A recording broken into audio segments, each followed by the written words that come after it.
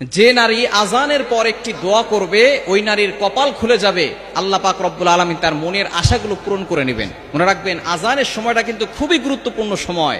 এই সময় কিন্তু আমরা অনেকেই দোয়া করি না, এই সময়টা হেলায় খেলায় নষ্ট করে দেই।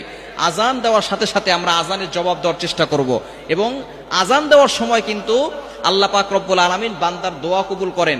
যখনই আজান দেওয়া হয় তখন আসমানের দরজাগুলো খুলে দেওয়া হয়, তখন বান্দার কথা সরাসরি আরশে আযিমে গিয়ে নক করে এবং আল্লাহ পাক রব্বুল আলামিন তার দোয়াগুলো কবুল করে নেন। অবশ্যই আমরা এই আজানের সময় দোয়া করব। নবীজি সাল্লাল্লাহু আলাইহি ওয়াসাল্লাম জানিয়ে দিয়েছেন, এবং আজানের সময় সতর্ক থাকা দরকার। মা বোনদের এই আজানের সময় সতর্ক থাকতে হবে, কারণ এই সময় যখনই আজান দেওয়া হয় তখন শয়তান, আজানের শব্দ যতদূর পর্যন্ত যায় ততদূর পর্যন্ত শয়তান পালাতে থাকে।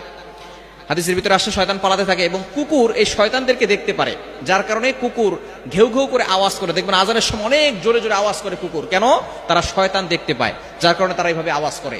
এই সময় নারীরা